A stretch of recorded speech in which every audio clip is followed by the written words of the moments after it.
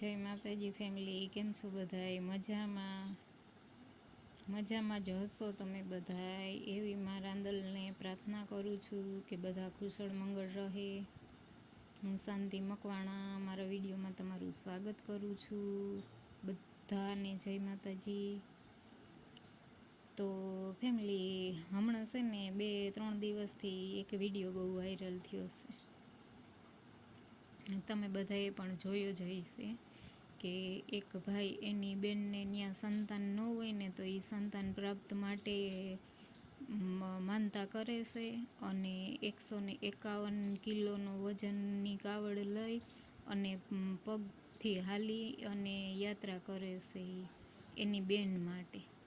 અને એક કમનસીબ બેનું એવી પણ હોય છે કે જે બેનોએ તમામ બધુંય કરવી લીધું હોય ને ભાઈ માટે, એમ કે બેનના ઘરમાં ખાવા ખીચડી એ ન હોય ત્યાં સુધી ભાઈની મદદ કર્યા જ રાખી હોય.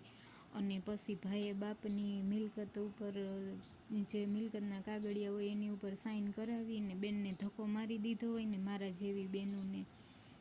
એવા ભાઈઓ પણ છે.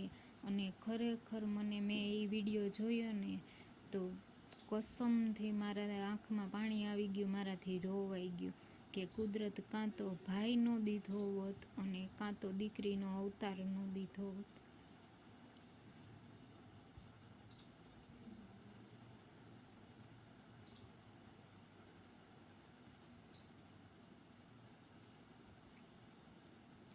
કેમ કે જેના ઉપર વીતે ને એને આ વસ્તુની ખબર પડે કે ભાઈ માટે કોઈ વસ્તુ બાકી નથી રાખી. ખીચડી ખાવાના બેનને દિવસો આવ્યા હતા ત્યાં સુધી ભાઈની મદદ કરી. અને ભાઈને જોઈએ એ બેનને ન જોઈએ. બેન ભૂખી રહી ગઈ, બેન તરસી રહી ગઈ, બેન જેમ તેમ જીવી લીધી. તોય એને ભાઈની મદદ એન્ડ સુધી ન છોડી. અને જ્યારે મા બાપની આંખું વિચાણી, મા બાપના હાડ ભાંગ્યા અને મિલકતના કાગળિયા ઉપર સાઈન કરવાનું આવ્યું ને ત્યારે ભાઈએ બેન પાસે સાઈન લઈ લીધી અને બેનને પાટું મારી દીધી. બેન હારે કોઈ જાતના કોઈ રિલેક્શન નહીં. તો હું દીકરીની ને બેનની એટલી જ વેલ્યુ હશે એના પિયરમાં કે દીકરી તમામ દુઃખ દર્દ પોતાનું હોય ને, ભાઈ હોય, મા બાપ હોય, બેનું હોય તો એનું પોતાના ગળામાં ઘાલે કે મારું ભારું દુઃખી, મારા મા બાપ દુઃખી તો હું પહેલાં દુઃખી. તો ભાઈને એવો કોઈ વિચાર નહીં આવતો હોય કે મારી બેનને મારા ઘરમાં આવવામાં ખાલી મારે હસતા મોઢે બોલાવવાની જરૂર હતી. મારી બેનને મારી કોઈ પડી નહોતી તો આપણે સિગ્નેચર જ શું કામે કરીએ? આપણે એની માયા મિલકત જોતી હોય તો આપણે એના પ્રોપર્ટીના કાગળિયા ઉપર સાઈન જ શું કામે કરીએ? આપણે ભાગ જ માગવાનો થાય ને સીધો. પણ નહીં, ખોટો સિક્કો એ નથી લીધો અને મૂંગે મોઢે સાઈન કરી દીધી.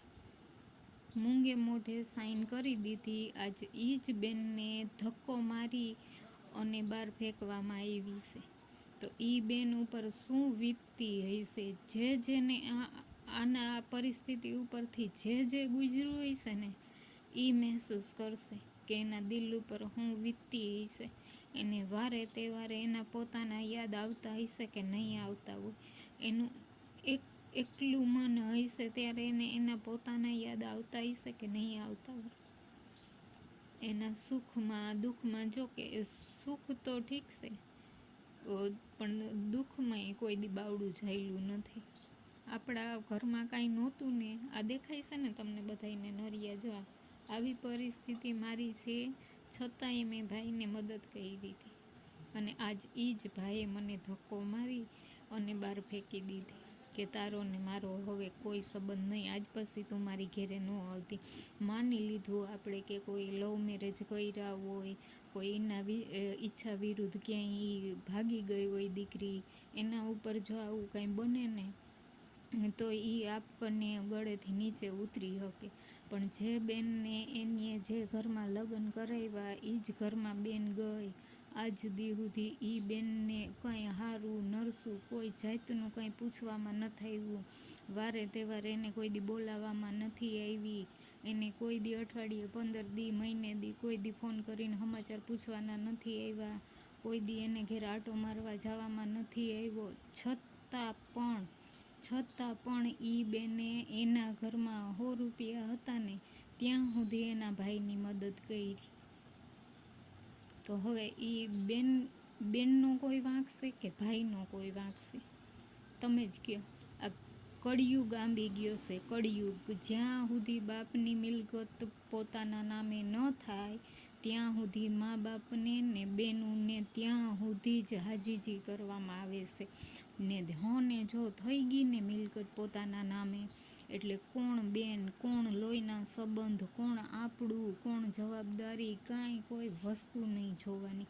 જો ઈ બધુંય મારી સાથે થયું છે તો મારો આત્મો જાણે છે ને ઉપરવાળો જાણે છે કે મેં હું કર્યું હતું ને મારા ભાઈ માટે અને મારા ભાઈને ખુદને ખબર છે. આજે એને પાટું મારીને ધક્કો મારીને મને મોકલી દીધી, કેમ કે અન્ય લોકોને કોઈને ખબર નથી કે મેં મારા ભાઈ માટે શું કર્યું ને શું નથી કર્યું. પણ મારા ભાઈને, ભાભીને અને એના અન્ય પરિવારને બધાયને ખબર છે કે મેં મારા ભાઈ માટે ઘરમાં 100 રૂપિયા હતા ને ત્યાં સુધી મેં એની મદદ કરી. તો હવે ફેમિલી, તમે જ બધાય મને જવાબ દેજો કોમેન્ટ કરીને કે હું ખોટી છું કે મારો ભાઈ ખોટો છે. ભલે મને કહો 2 શબ્દ, તો એ હું પ્રેમથી ને શાંતિથી તમારી વાત સાંભળીશ. એવું નહીં કે મને તકલીફ થાય. તકલીફ તો જે ભાઈએ દીધી ને એ છે. પારકા કોઈ આપણે અત્યારે બધાય વાતું કરીએ ને તો તમે મને કાંઈ પણ કહો ને તો મને એ વાતની જરાય દુઃખ કે તકલીફ નહીં થાય. પણ મારા પોતાના જે મને ઘા મારીને ગયા છે ને એ મને આજીવન નહીં રૂજાય, આજીવન નહીં રૂજાય. તમે જ બધાય ફેમિલી મને કોમેન્ટ કરીને કહો કે મેં કર્યું એ સાચું કર્યું હતું કે ખોટું કર્યું હતું. તમે જ બધાય મને કોમેન્ટ કરીને કહેજો. જય માતાજી.